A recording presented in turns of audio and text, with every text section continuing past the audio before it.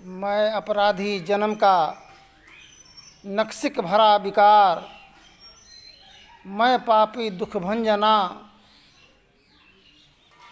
अवगुण भरा अपार। तू दाता समर्थ अवगुण हरो सरकार। जीवन में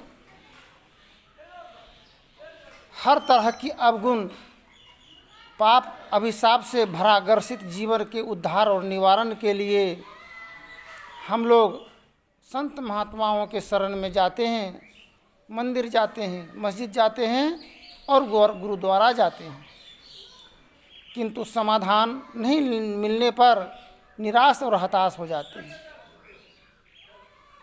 एक दास्तान है, एक गृहस्थ जीवन, पारिवारिक जीवन का। वृद्धजन को मुंह में दांत नहीं था। वह दुल्हन को बार बार कहती थी कि देखो जी, जब भी भोजन बनाओ चावल थोड़ा गीला कर दो, ज़्यादा कड़ा चावल खाना नहीं अच्छा लगता है, चिबाया नहीं जाता है, पचता भी नहीं है पेट में। जब भात नहीं पचता है तो मांस मछली क्या पचेगा दांत टूट जाने पर। अब गृह स्वामिनी पुत्र वधू कहती है, मुलायम भात उसको अच्छा नहीं लगता है, नरम। जिसको दांत नहीं है कड़ा भात उसको अच्छा नहीं लगता है। तो बार बार का ये झंझट ससुर पुत्र वधू को कहती है, नहीं नहीं नरम भात बनाओ। अजान के समय में अजान का बहुत बड़ा मोल होता है। अजान पड़ता है तो बहुत आदमी धरफरा करके उठ जाता आवाज़ से। दुल्हन उठ गई, अपने शौहर को सेवा करके उसको भी जगाई और कहती है कि देखिए बाबूजी हर हमेशा लगा रहता है हम पर, हर हमेशा खटन करके लगा रहता है। अब सवेर का समय, बेटा उठा जगा, बाप को कहता है, ये फलना तो बाहर निकलो, तुमको राग पकड़ के फाड़ देंगे, जिंदे काट करके भसा देंगे। अब बाप सोचता है भोरे भोर का समय राम का नाम लेने का समय है, भगवान का नाम लेने का समय है। उस समय में बेटा अपने पिताजी को इस प्रकार की दुर्विचार की बात कह रहे हैं। पुत्रवधू के बहकावे में आकर के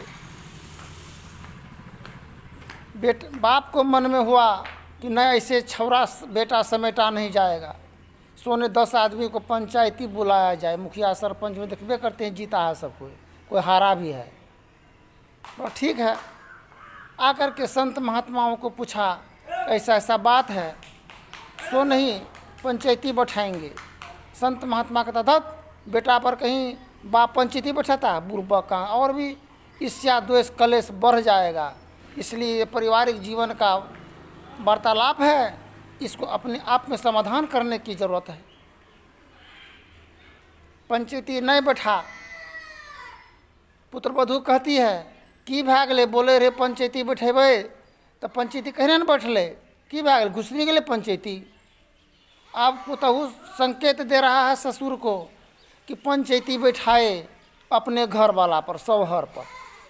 इस प्रकार अगर कोई भी गृहिणी अगर अपने पति देव को अगर मुजरिम बनाना चाहे, डिमोरलाइज करना चाहे समाज के बीचों बीच में, कुटुंब परिवार के बीच में, तो वैसे दुल्हन को क्या कहना है, क्या कहिए ऐसे लोगों की जिनकी फिजरत छिपी रहे, नकली चेहरा सामने आए, असली सूरत छिपी रहे। जब गोसाई का सिरा निपने के लिए जाते हैं तो गोसाई का सिरा को निपते हैं, धूमन देते हैं, अगरबत्ती देते हैं, पूजा आराधना करते हैं। किंतु संत महात्माओं का कहना है वह सिरा से तो बड़ा सिरा ये मस्तिष्क है, इसको तो सफा कर लेना चाहिए। फिर पुत्रवधू कहती है कि कैसा छिनरहवा खानदान में विवाह शादी हो गया है। ससुर सोचा मन में, बहुत अच्छा बात बोला, कुछ नहीं बोला। ज्ञानी मारे ज्ञान से, व्यवधा मारे तीर, सतगुरु मारे शब्द से विजय सकल शरीर। जो ज्ञानी ससुर है, पिता हैं, वो बाल बच्चों से मुंह लगाना नहीं चाहता है, वो अलग रह जाता है और समय समय पर थोड़ा थोड़ा कह के उसको समझाता है, क्योंकि वो तो जवान है और उससे बूढ़ा लग जाएगा तो उस प्रकार जिस प्रकार घूरा में घास देने पर जलता चला जाता है। ससुर कहता है कि बहुत अच्छा बात बोले, सुनने में भी बहुत अच्छा लगा। तुम लोग दोनों व्यक्ति आपस में लड़े, छिनरहवा खानदान कहे, बहुत अच्छा। हिजरवा नहीं न कहे। देखिए कैसा वार। एक पुत्रवधू कहती है, हाँ अपने के बेटा के तो कुत्तों के इतना बुद्धि नहीं छे। ससुर बोला, बहुत अच्छा बात बोल रही हो तुम, बिल्कुल सही बात, फैक्ट बोली, कुत्तों के इतना बुद्धि नहीं है। भाई से बनान नहीं है, बहन से बनान नहीं है, परिवार माँ बाप से बनान नहीं है, इससे अच्छा कुत्ता है जिसको हेजा बना करके एक संग चलता है। जब भी भूखता है तो चाठो कुत्ता के बार बाहरी कुत्ता के लिए भूखने लगता है। लेकिन इंसान ऐसा दुराचार अत्याचारी मानव है जो अपने परिजनों के प्रति ही भूखना प्रारंभ करता है। सही बात बोले हो, इसलिए तो कुतिया से विवाह हुआ है, हैं?